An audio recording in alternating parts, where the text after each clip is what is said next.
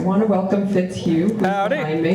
Nice to meet you. If I stand over here, I don't want to upset the speaker too much. I'm going to read Fitzhugh's bio. There's a lot of points of intersection. Fitzhugh and I met maybe last year? Yeah, maybe, ish. let's say, ish, exactly. But I was kind of aware of his work before that, and as we kind of, got to know each other a little bit more, there have been these many points of intersection, which one of them is, for those of you that are drinking the beer that's on tap tonight, is a multi-intersectional sort of collaboration. Fitzhugh and his wife Lindsay have Amagansett Sea Salt Company, or no? No, that's the other one. Oh, I'm sorry. What's the other one? Well, Amagansett Sea Salt. That is the right. We have sorry. We have a small farm up in Springs, and we call it Saltwater Farm, and we make sea salt. Yes, Saltwater Farm. That's my bad. Amaganssett's great. Love Amagansett. Yeah, but it's a different thing. So, Saltwater Farm. But Kid Squid, Rory over there, and put together this idea of taking their salt, and I asked Jason to use Marilee's rhubarb, I think, mostly, and asked me to design the label. So there's a sort of, and they came up with the beer that's in your glasses called Rhubarbarella, and that is a Rory-inspired name. So that's one of the points of connection. There's a couple of other, which I won't go into, but we do have, both of us have sculptures up right now in New York City, made by someone upstate that we both work with, Robert Wheeler. Yep. So that's a fun point of connection, and I'm sure Fitzhugh will tell you about the sculpture that he has in Union Square Park, but it's in Union Square. And I'm gonna do this thing that I do. Fitzhugh Karol is a sculptor who works across a variety of mediums: wood, metal, ceramic, and paper. He grew up in New Hampshire exploring the White Mountains, and those early experience of landscape continued to inform his artistic vocabulary, which I think you'll see tonight. Fitzhugh earned his BA in ceramics from Skidmore, after which he undertook a year-long apprenticeship with the renowned ceramicist Toshiko Takayasu, a highly formative experience in his creative life. He then went on to receive his MFA from RISD. His public works have been installed in Brooklyn, Queens, Manhattan, the Springs, right now at Duck Creek, the Art Center at Duck Creek, and in the past at Longhouse Reserve. Thank you both. As well as the Amagansett Square. And I think that you'll give us a lot more information, and I'm going to hand it over. Thank you, everybody, and thank you, Fitzhugh. Great. All righty. Thank you, everybody, for coming. Some familiar faces and some new ones, a lot of new ones. And yeah, really a pleasure to be here, and indeed some synergies and overlaps with Almond in the past. And yeah, just want to say collectively here, there's a lot of just creative collective that I'm looking out at here, so it's really an honor to be speaking in front of you all and sharing what it is that I do, and that you've come on this, as you said, like it's the beginning of fall feeling, this first day after the clock. So anyway, I'm going to try to pack a lot of info in here in probably a very short amount of time, but that's kind of the way my mind works anyway, so that's an accurate depiction. Excited for the meal too. I actually did not read over the menu. We had a little back and forth, so I don't even know exactly what we're having, but I'm really excited about that aspect. As we mentioned about the sea salt, everybody on your table has a little white bowl of the sea salt that Lindsay and I make at our little spot in Springs. And so it might add a little bit of, we like to say terroir to your something instead of terroir. I don't know if it's a real word or not, but I'm going to go with it. And so yeah, I wanted to say thanks to everyone here, Jess and the Duck Creek team, Jess and Bill who are here, Carrie, Jason from Longhouse, and Lindsay for being here, friends, and we have been here since 2020, and our kids are 6 and 8, and we couldn't feel more blessed to have become a part of this community, creatively, emotionally, and physically. So it's a real pleasure to be just feeling that anchor sitting here tonight. So I have one little thing I thought I'd read, and then I'll get into some slides. Let's see here. Keynote, remote, play. Or do I have to? Yep, okay, there we go. All right. So in preparing for this talk, the first thing, of course, I thought is, what the heck am I going to talk about? But I started looking back through a lot of things, particularly things from my early life, and things that may have brought me to where I'm at now creatively. And we all have these evolving backgrounds that surround and follow us through time, that we flow through as we age. And in that flow, there are places and feelings, shapes and energies and curiosities. Some of these things become important visually and spiritually to us, and some of the things in that continuum are memorable, and some are indelible.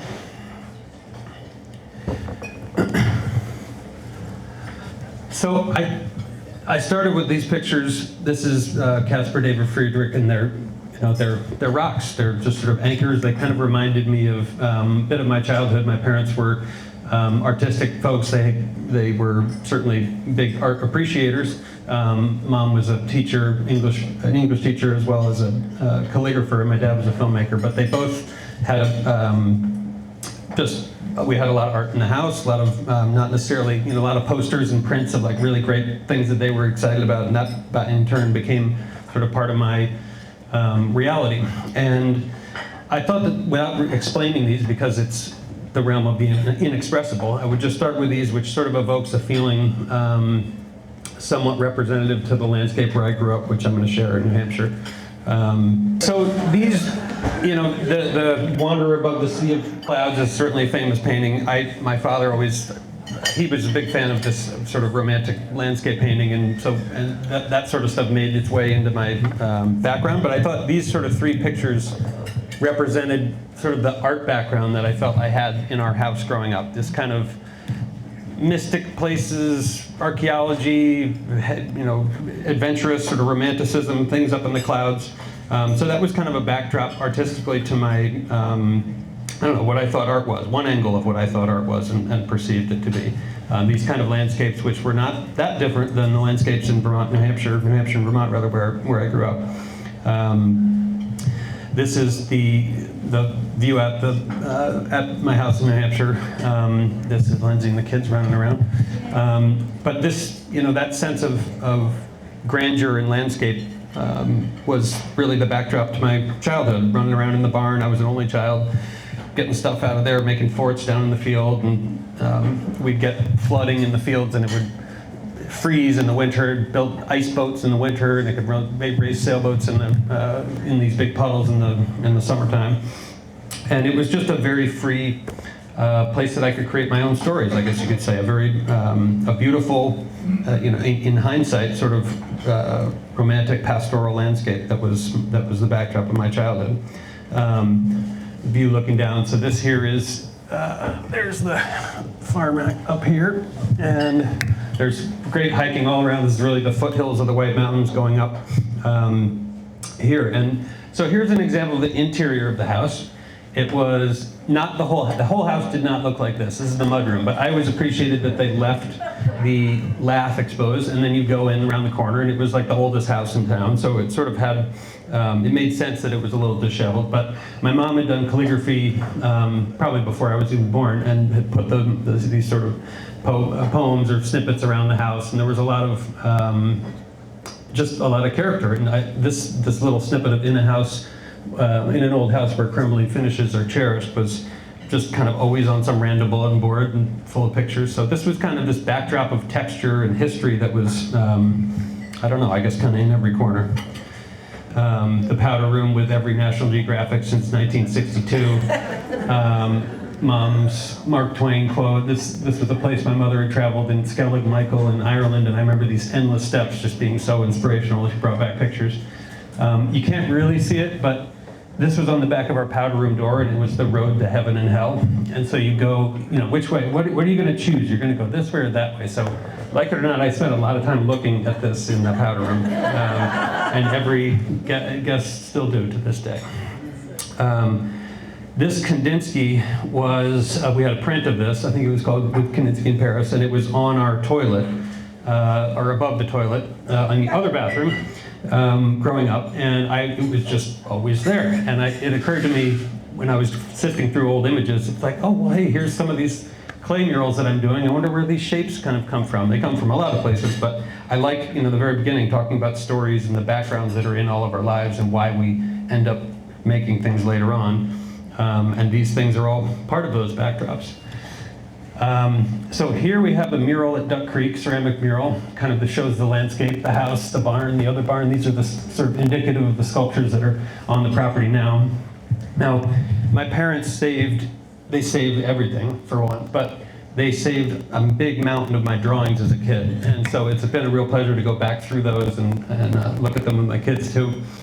But I love this continuity of drawing maps. I used to love drawing maps as a kid, and this you've got, I think it's called Half Pipus Maximus World or something. So you've got different skate ramps and half pipes and places to go and like little blown up details, legends and things. And I don't know what, only child or not, this is where my mind went. I had a lot of time to imagine stuff. But there again, I think in some ways I'm doing the same type of thing with some of the landscapes I imagine now.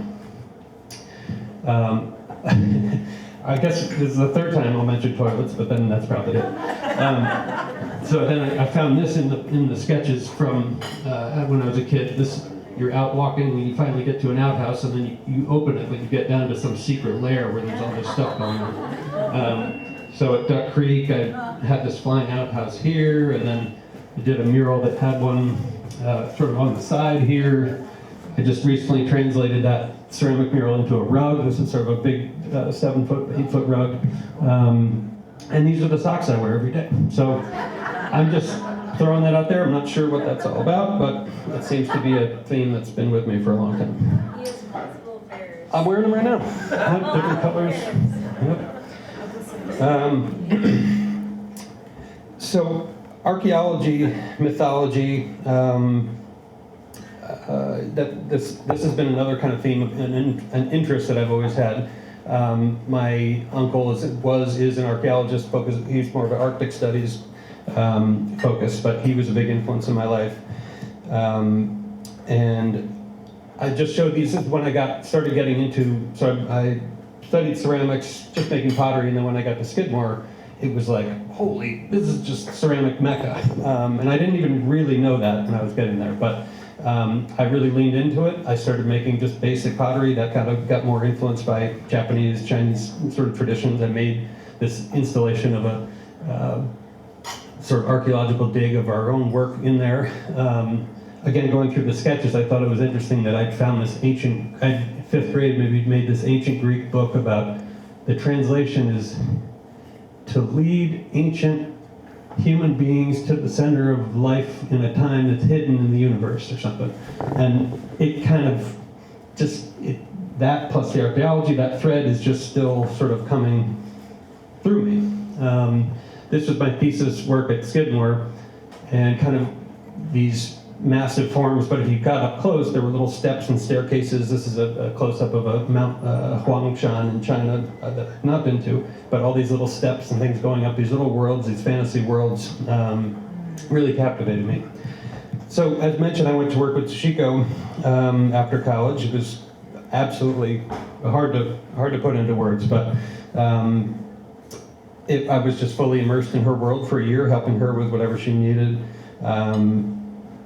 And helping in the garden, helping in the studio. She helped with my own work. I helped her in the kitchen. It was just a complete 13 months of living with an 82-year-old, and she was still in the studio making, but it was a really incredible opportunity to live and work with her, and what I gained from that experience was just truly hard to put into words, but work ethic. She didn't have a family, so her whole life was about this triangle of studio, garden, kitchen, and then sort of all the other things that came along with that. So here, we worked on a couple of these big forms when I was still with her. maybe 4 or 5 of them, I guess. And I lived and slept in an unheated barn that was attached. When the kiln was firing, it was warm, though, which was nice. Boys were not allowed to pee inside, only outside, which is a great rule. Keeps the deer away, also. And I thought, so my first introduction to the East End was actually with Toshiko, and I told this story at Longhouse a few times, Carrie will remember, but I didn't know that I had this picture of me on my first visit to Longhouse in 2005. And Toshiko and Jack had been at Cranbrook together, and they were close friends, and so we came out to visit Jack, and we stayed at Longhouse, and I woke up in the morning, and I came out like it was when all the millions of daffodils are out, and I was just alone in the garden, and just like, this is unbelievable. I've been to Brooklyn, but I'd never been out this part of Long Island at all. And it was just really memorable. I stayed in touch with Jack and Peter, and Longhouse was and still is just a really big part of my story and background again, and really the reason that I ended up coming out. The first reason I came out here, and really it was Longhouse that brought Lindsay and I out together too with some other young folks. At Toshiko's, I really learned a passion for gardening, or tree peonies. So many tomatoes. We couldn't keep up. It was such a joy. She would get so much joy when we were picking things. This night blooming cereus, we actually had one of these growing up, and she did too. And this bloomed right before I left at the end of my year. She had an amazing community of past apprentices. She taught at Princeton, so she'd had some connectivity there. But Skidmore was this feeder for apprentices, and my group in particular. There was my friend Nick, who went first, then Ben came after him for a year, trained him, then Ben trained me, and I was apprentice for a year, then I trained Jeff, then Jeff trained Dave, and the 5 of us were all at school together, all had this continuity together, and have an amazing friendship as a result. And it wasn't just that group, there were just hundreds of people that she gathered, devotees in her orbit. So she challenged me to pursue my own work. I had some time to make it. I was creating these fantasy worlds and landscapes, sort of influences coming from, again, that same kind of romantic music, sort of romanticism in landscape, and I was studying, listening to a lot of sort of big music in that same regard. These little staircases and a little more deliberate, some of these I thought of as being like opera sets, and I was getting into the stories of different operas. Childhood memories, books, things that I'd read, another childhood drawing. I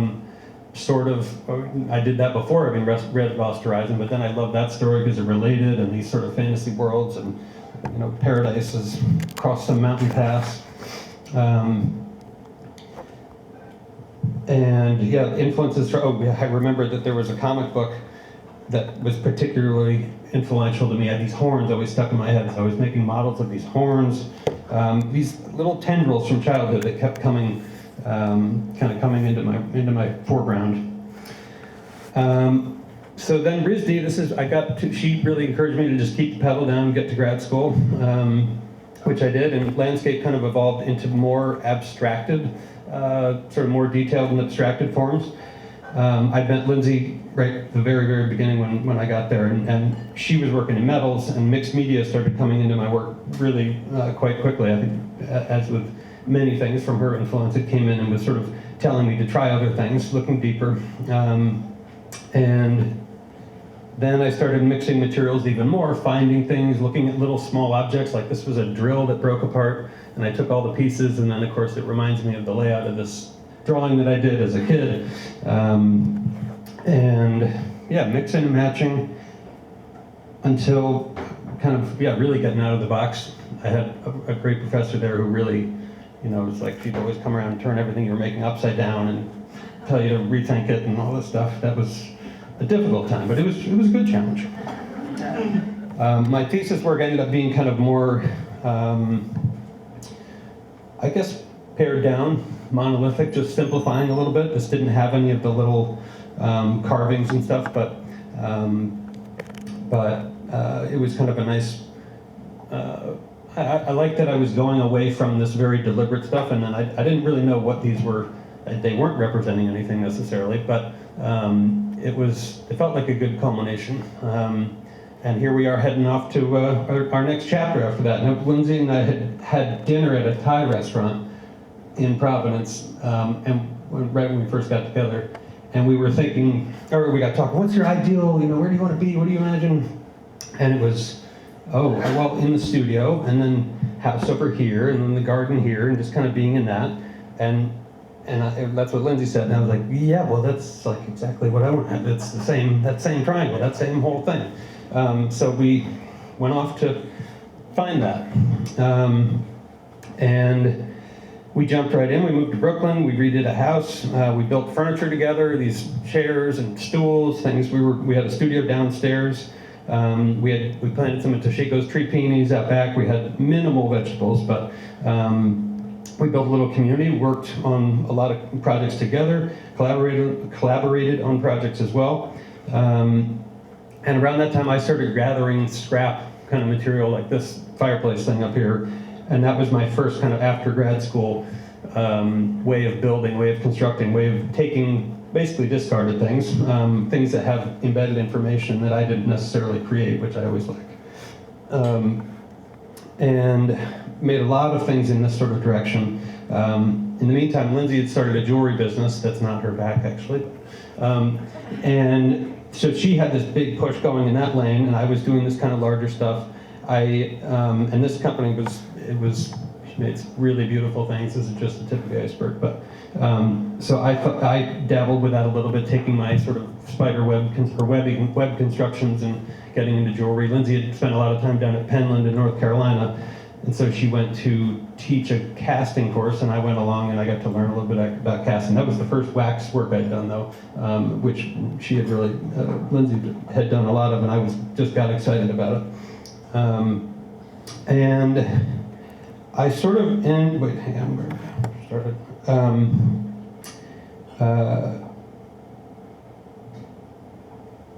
So I kind of am going to, or this is at the end of this first part, I wanted to stop with this. So we're in Brooklyn, kind of doing all this stuff, pushing, got sculpture stuff, tapping, working on design projects, doing a lot of real estate related stuff. We were building not only things for our own home here, but we were also doing design projects for other clients. We renovated homes. We're flipping homes. Lindsay would do the design. I would do a lot of the custom, built-in handmade stuff. And around that time, I was just kind of starting to feel, I guess, kind of the juice to just get back to focusing on sculpture again. And I felt like it had some momentum.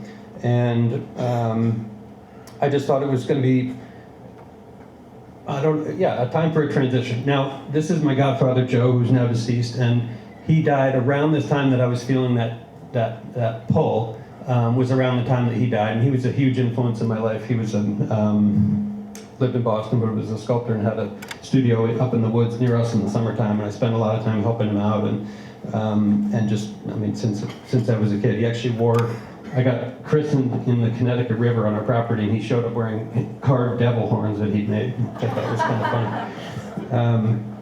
But he was a really big influence in my life. And around that time, he would always say, as like a piece of advice, he would say, you gotta follow the juice. And I just kind of always liked that he said that. And so I think from that point on, it's not a particular moment or a particular year, but that was kind of a transition point to perhaps the phase that I'm in now. And so now we're at our intermission.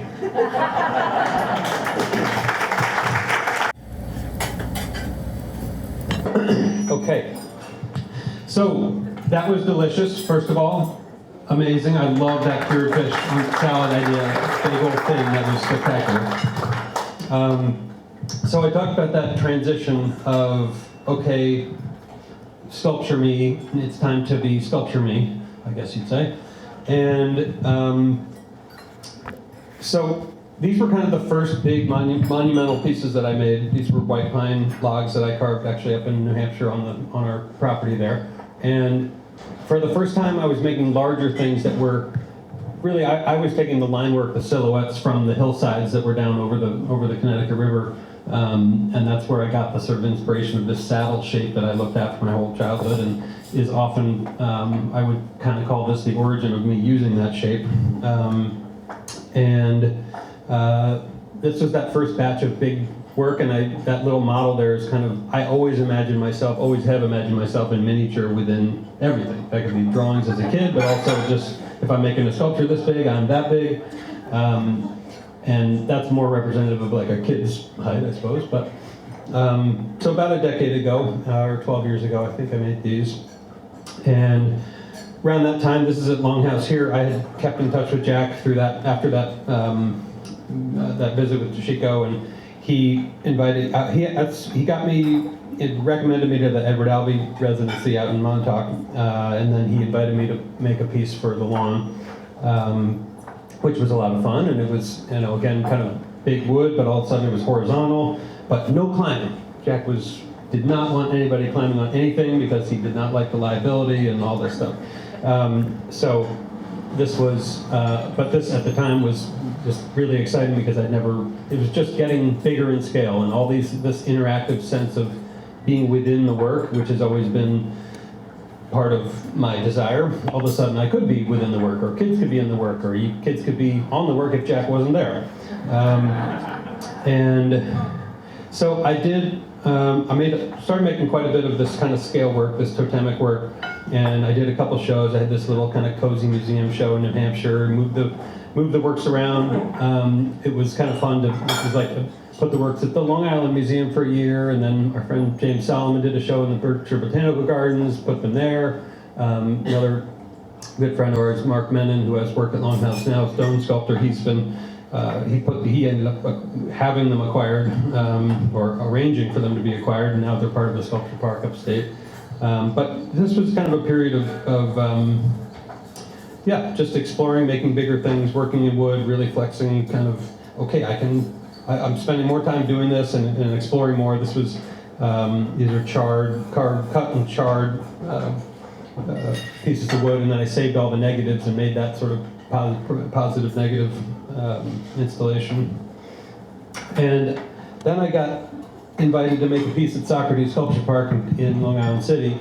And this was like the big aha moment where I was like, okay, I can have this, it's at a scale that's fully interactive.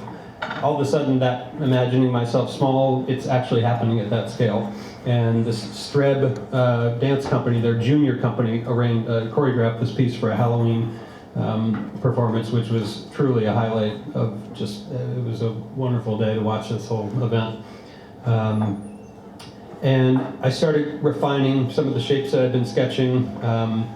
This kind of biplanar, I'm going to call it. I do a lot of model making for the bigger steel work. You'll see by cutting paper with X-Acto knives, cutting slices, putting them together. So I started working in wood at that scale, but thinking, okay, yes, wood, but I just did that big piece outside. It's hemlock. It's not going to live very long. How can I make these things? How can that interactive scale, that desire, how can I make that happen? And so I pitched Prospect Park in Brooklyn. I did a bunch of models in paper and cardboard, digitized them, and there had been a sculpture here at Grand Army Plaza at the entrance to the park, and so I'd seen that things happened there, so I just started networking, and they agreed to host this piece and one other one. And at the same time, there was a Uniqlo-sponsored contest, which I was awarded. So all of a sudden, in 2016-17, I had two things in Prospect Park and one in Tappan Park, Staten Island, to make in the same timeline. And I'd never done anything in steel before, and it was totally bananas. And Charlotte was born while we were putting this thing out. But we figured it out. I worked with this really scrappy Brooklyn guy. We learned a lot. We did a lot wrong. But it was super exciting to have this, particularly this piece out of the three. But this was 18 and a half. Yeah. One time, I would jog this loop all the time, and you'd see all kinds of stuff going on. But a couple times I saw like kids standing on the top, and I would just be like, oh, I'm just gonna keep going. Just keep going. I'm insured. I'm not worried. I'm insured. So there was this at Grand Army Plaza. This one in Tappan Park, they allowed for this play structure to be on it, or the swing to be on it. And I'd wanted to do this because I grew up near this tiny town, Orford, New Hampshire, but it was near Hanover, Dartmouth College, and they had this big Mark DeSubro hanging piece with a swing when I was a kid, and I would go there after school to the snack bar, and I would sit on this DeSubro swing. So that was another part of that like background origin story stuff that stuck with me. And now that I was doing things at this scale, I wanted to maybe create that type of experience, and they let me do that there. And then we did this kooky one at the other side of Prospect Park at the 15th Street side. There's my friend's son going in there, but this was, it was so odd that when I took it down, I decided to cut it up into lots of different pieces, actually. But that was at the other side of the park.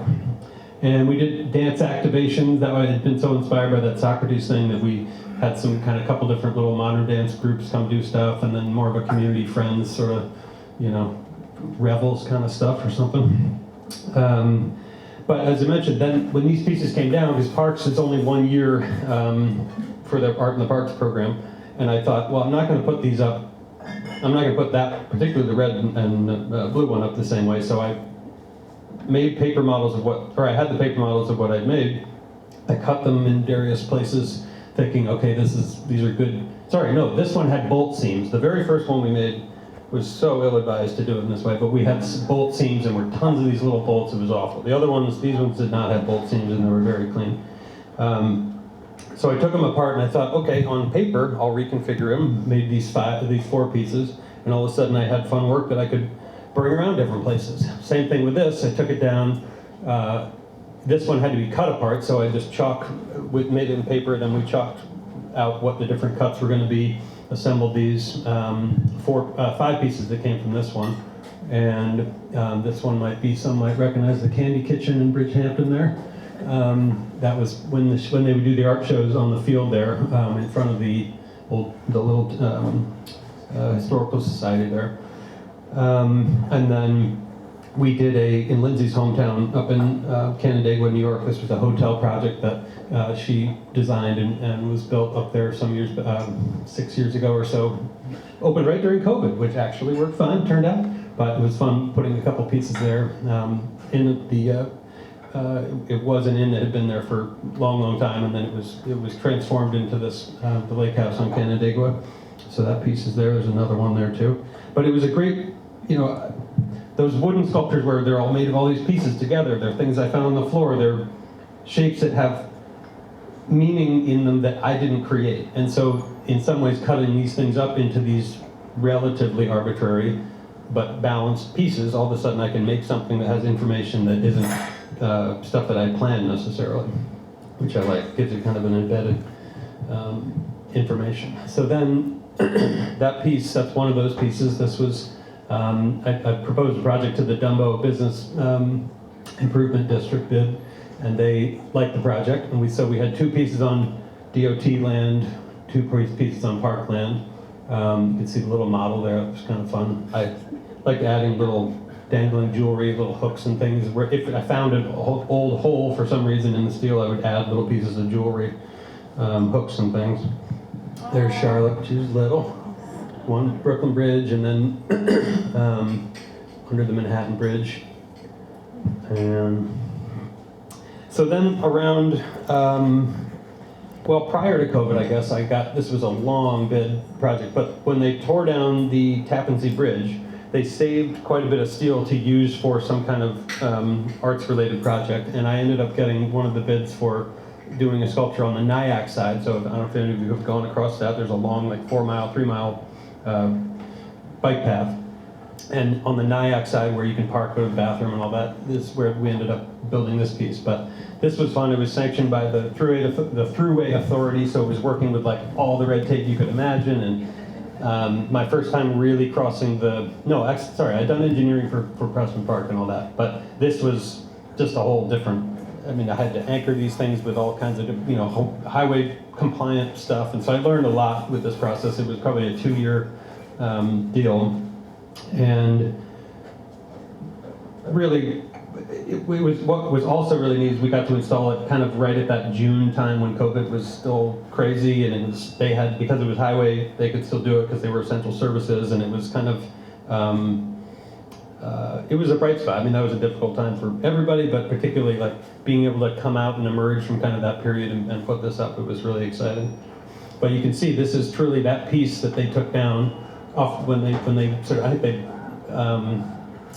they severed these different pieces and had these box beams, and then they ripped them with a saw. They had to get the lead paint off, and it was cool. On all the steel was Bethlehem steel was printed on there because they built. I think the story was that it was kind of underbuilt because it was the Korean War, and when it was built, they weren't able to build it to a spec that would make it last that long, and so it was kind of known it was going to have an event horizon. But it was a pleasure to be part of this big project. Then, after that project, we had been, that COVID year, and we moved into our house in Springs in July of 2020. And something about COVID time, change of scene, young kids, I don't know, trying to kind of get in a groove and how I was finding my anchor or trying to deal with whatever I was feeling at that time, just the kind of complexity. I found myself going back to clay, which really was my first language.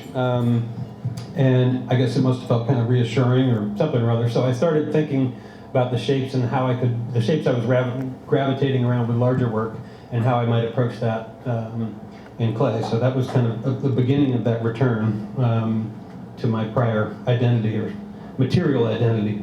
But in the meantime, I had a lot of this work out in the world. I had to birth all these sculptural children. They need school. They need to go find homes. So maybe it was partly because the work's very good, but partly because people were at home and they're working on their houses and they're putting things in their yard. And so I ended up selling quite a few pieces in that 2020, 21, 22 time. And I started working out some new ideas because they were selling things. This was at Lincoln over at Moby's restaurant. He agreed to let me put some sculptures in the back, and they became kind of playground items, and I've since kind of circulated. Actually, he's a good storage unit for me. I can store things on his lawn. But this was sort of a fun yin-yang idea I had. Only did one of these kind of hollow, well, it's made of solid aluminum, 3-inch aluminum, but kind of a hollow form, and I had a chance to put these side by side at another show, and I think I'll go back to that in some way at some point. But just getting back into the interactivity, I'd seen all that stuff in the park. I wanted to keep going on that, that lane, and so I around that same time, again getting back into clay, dabbling a little bit, but still making new, larger work. Lindsay and I had gone on a trip in 2018 to Papua New Guinea, and I was sketching all these landscapes. Pretty much all of the silhouettes, going back to those wood totems, are all kind of based on the silhouettes of landscapes. And the landscape in Papua New Guinea was insane and crazy, volcanic, spiky, and all the native art was so spiky. And so I was really inspired by that, and had I made 6 pieces from those models, those paper models that I made. And then they went to a show first in Perth, in Western Australia, on the beach. That's where these 3 were. And then there were 3 more, and all 6 of them were on the beach at Bondi Beach in Sydney, Australia, in 2022, I think it was. And it was a really very satisfying, large project. The other thing that was really complicated but fun about I like these like engineering challenges, is all the work had to go in shipping containers, but that meant every piece had to be flat packed IKEA style. So we had to, they were designed size so that they could fit in the sleds to go into shipping container, and then you could pull those sleds out and you could put them together with bolts, and it was really cool to figure that whole process out. So then we kind of, that clay, I mentioned getting back to comfort, we kind of leaned into life in Springs, and that was and has been wonderful. I show this, it's just kind of a representation of the little, I talked about Lost Horizon book, Shangri-La, like Finding Paradise. I kind of think that's our lane, actually, in Springs. I think maybe we found it. We immediately, the day we moved in, we get out of the car, and our neighbor, Papa Joe, who his parents built this house back in the 50s, he's a retired crane operator, one of the lead engineers on, I mean, he was actually there building the first World Trade Center. He was one of the lead engineers, crane operators, taking apart the pile for the year plus when it went down. And just a truly wonderful person and his family. They've all become very, very close to us. They're right across the lane from us. And he immediately kind of became my apprentice because he was basically retired and wanted to play around. We had a backhoe that was on the property, and so I wanted to make work. And he just became kind of a grandparent, sort of, but also good friend and partner to work with. And yeah, it's during that year, actually I'm remembering now because you guys came over when it was a mud pit where I was working behind Joe's house. But it was a neat way to I had his local sort of interest and knowledge, and he also taught me how to run another machine, which is probably on the next slide. And we had this, we would go get driftwood off of Girard Drive, bring it back, work together. And that first batch, that kind of first winter, I think it was, that we were here, I carved 20 of these big pine logs, pine carvings, totems, installed some of the first ones at Longhouse. And I called that series Friendship because it was sort of the friendship of Papa Joe, friendship with these trees, and then in Longhouse, where the first grouping got installed, Jack's ashes were spread kind of over here, and that friendship really was what brought me and brought us out here. So that was kind of leaning into life in Springs. And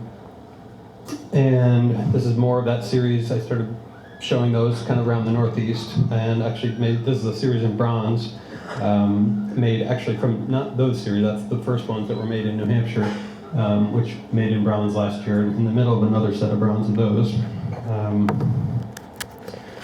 That Joe Wheelwright, my godfather, in that kooky studio shop, they had the Vermont Gentleman's Foundry, it was called, at their like woodsy cabin place up in Corinth, Vermont, and that's where I would go and spend time with him and help them do wax stuff and help them do their firing, their casting processes. So it was being able to get back into bronze really was kind of fun. Felt like I was communing with him again.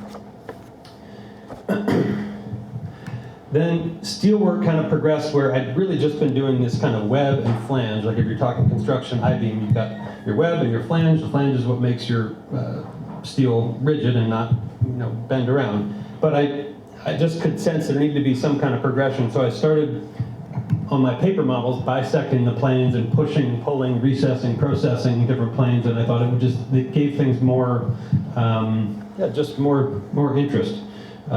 Put these two again. Lincoln let me store some stuff. It was a restaurant. It was great.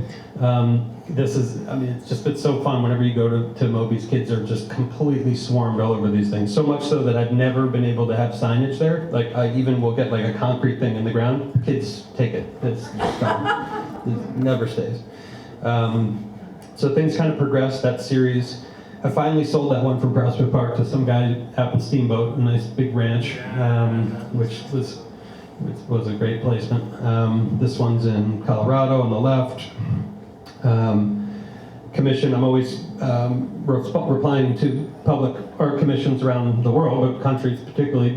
This one was in Rock Hill, South Carolina. They ended up liking my bid, which was, they were like an industrial city, but also had this history in flower industry, and so I kind of came up with this idea that I thought, industrial materials, flowers, flowery shapes. This was a fun group that commissioned this down there. Again, public commission, school in Washington, D.C., percent for art type of thing. This was, again, processing, recessing, getting these different shadows and planes, but I went with like the traditional high-vis colors, which was just kind of a whim, something I was thinking about. Left one's for a guy out here in North Sea, Noyak. This is one of those Papua New Guinea shaped ones, which I was able to just install at Skidmore College this year, which will stay there, which is wonderful. Like talking about having things in that experience that I had, making it full circle where kids will be able to climb on this, have this be a part of their college landscape, the way that a lot of sculptures were for me growing up. So then I kind of I've been, between this and that first clay thing, I've been making a lot of different clay objects, but mostly they were objects. They were studies, they were small versions of something I'd done big, or they were like things that I'd done big but small. Then I kind of got into this storytelling. I still draw a lot, but I kind of just started thinking I could draw on these clay landscapes. And this wasn't necessarily the first one, but this one, the concept here was was basically the New York City waterfront. So you've got Manhattan here, you've got Papa Joe on the crane here at Ground Zero, and there's a little moon, which I kind of keep getting more and more. Toshiko was making moons all the time. My godfather Joe carved all these moon figures and stuff, so this moon shape has sort of been, over the last couple of years, becoming more and more important. Governor's Island over here, I did a little residency there. There's New Jersey, like the port, New Jersey, the barges that are on anchor out there, Staten Island. Oh, there's the piece with the swing in under it in Staten Island, the blue and red piece. I know there are probably a couple other things that are semi-real. So I started making a lot of these. This one was kind of a streetscape fantasy map for entry of a building in Bed-Stuy. Kind of representative, like I think I actually made their little keys if you were to get up close, like a kid who lives in this building. I thought I did little stamps. I didn't name the streets, but I just did individual letters that related to the street, thinking that some people, kids mainly, like if they're in their lobby of their building, they're going to probably spend a lot of time looking at this, and they could maybe one day be like, oh wait, you know what I never noticed is like it says this and this, maybe that's this street and this street, and then all of a sudden their eyes are going to be open to this being a totally different thing that they never knew. That pattern at the top, it's sort of these trapezoids. That neighborhood has a lot of those bay windows that pop out sort of in the row houses, and then schools. Can't remember what the other things are, but there's always a moon up there looking down.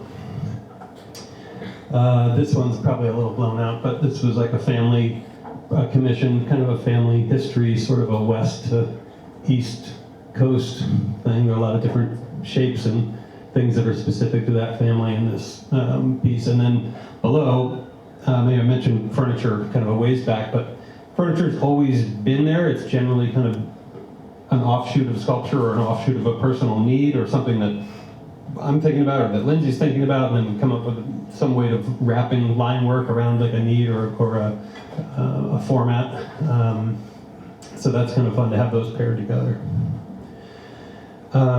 This is kind of a one-off, but actually it's not a one-off. I did something similar, not with lights, but a friend of mine, the guy who got me that commission out in the field in Steamboat, was like, hey, we're doing this restaurant in Palm Beach, and would you make some crazy chandelier? And I was like, yeah, let's do it. So this was, the disco ball was there, but then ebonized wood and then sandwiched between brass, LED engineer I worked with in Brooklyn, and it was just awesome. I'd love to do some other version of this, not necessarily the same at all, but just, it was neat. I've done a little bit of lighting over the years, not quite like this, mostly like line drawing versions of my sculptures, but with bulbs put in them for different like developments, Kiwanis folks for the hotel we did upstate too. But actually, it didn't necessarily lead to this, but another client was interested in lighting a neon piece, and I was like, well, okay, what would be, like, I don't really want to do like just basic neon, so I thought this idea of putting neon in combination with terracotta, and in their case, I made a map of, again, this kind of fantasy map of their property, the line swooping in is their driveway, their house is the shapes down at the bottom with the neon around it. Actually, they're the house that had bought two black pieces in their lawn side by side. So that's those two pieces that were out in their lawn. And other things they told me about their property, and I never would have ever imagined that I'd be combining neon with clay, but I really love it. This might be one of the most recent ones here. This is for a lobby in the West Village, and it's, again, a streetscape, but kind of my memory of personal experiences in the West Village. So there are martini glasses at various intersections, a skateboard shop, I forget what it's called, My mom lived at Grove Court, so I made this like fantasy version of Grove Court in St. Luke's school where she taught. Rain, because it always rains when Lindsay and I would go to dinner in the West Village for some reason. But these landscapes, they're kind of grounded in reality, kind of a way for me to just dream and explore, places to kind of get lost and come up with a story, make a story. Duck Creek, here we go. So I mean, Duck Creek, just first of all, is, I'm sure most of you are familiar, but if you're not, definitely get over there, check it out. It's a wonderful place that is where there's no barrier to entry for an art experience for anybody. And that's, I would say, at its core, maybe the fundamental wonderfulness, but it also provides a place for artists to present work. Also, it provides artists with stipends to create work and present work. Things that are free to the community, music, food. It's just a wonderful all-around asset to our community. And I've been to, I didn't know Jess for very long, but I've been to a lot of different shows, and so it was a real treat this year to be able to conceive of a show here on the grounds with these pieces. And then there are 3 other smaller ones that I cut apart and made. Well, I had one big piece that came back from the Australia show that I thought was like just a little too aggressive looking. It was just kind of too odd. So I said, nobody's going to buy that. I'm going to cut it into lots of pieces and make some little thing. And yeah, this has been a great show. It went up in July. It's up through the end of the year. And we've had some really fun times. First, it was Project Most camps that came through, and we did some construction sessions like this. This is then, we had 2 days back-to-back of Sag Harbor Elementary kids coming to do workshops with cardboard and tape. And it just really, this is, oh yeah, here, one of the sections holding all their stuff up. Little plug for Duck Creek, there we go. Yeah, oh, and then this mural was kind of a late addition that I showed it in the very beginning, but this is kind of this map of the property and kind of a fantasy of what might be happening on there. This piece from that series of push-pull planes we just installed in Red Hook. This is a sculpture garden that is really exhibition space that is forthcoming. There's a gallery called Entrance NYC, which is in the Lower East Side, but the director, owner Louis, has a space in Red Hook that used to be really just a place he'd work on cars with his friends, but he befriended the various landlords, and he's putting together these properties into what will become a really great exhibition space in Red Hook for outdoor sculpture, which really New York City doesn't have a rotating place for outdoor sculpture. So this will be presented opening November 20th. And then this piece we just installed a couple weeks ago, Union Square, and officially will be unveiled on November 19th, but it's my first piece in the city, and it's really, out of all the steel pieces, I think it's kind of in some ways, I think it has, for me, the most kind of balance and I don't know, all around something or other. And it's kind of, we conceived it for a library in Oklahoma that didn't end up giving us the bid, so I sort of sat on it for a while, decided to make it anyway, and it's kind of, I really dig it here, so I hope you guys can go see it. There's a round millstone that I made into a bench, and the signage is on that millstone, and in about a week you'll be able to scan the QR code, and then you'll have this augmented reality experience as you walk around the sculpture. And this is I'm a very analog guy, generally speaking. This is a total experiment, but the idea is that you're going to get kind of what you see in the ceramic murals with these shapes flying around, different shapes and triangles and stories. You will see that in your New York world all around the sculpture. So, I don't know, something I'm just trying out. We'll see how it goes. You can let me know how it goes when you go see it. But yeah, full circle, back in Springs. And I think about the things that, gardening with Toshiko, the pictures from tomatoes from 20 years ago. Our night blooming cereus, just blooming the other day, a couple weeks back. We've got animals, ducks, chickens. We're making our sea salt, lighting off fireworks with the kids. And I thought I'd end with this because those rocks that I started with in the beginning, and those weren't necessarily rocks in my field growing up, but these are kind of, I think the text I said in the beginning was that sort of the things you can't explain, mythology, not mythology, but just, I got to go back to the slide. But anyway, this is our landscape where we live off of our house, and it really feels full circle to where I was as a kid, and it's very different than where I was as a kid. But when I see the backdrop and the magic that we have out here, and that we're lucky enough to have out here, and the natural habitat, the community, it really is full circle. So I think that's it, unless there's something on the next one. No, that's it.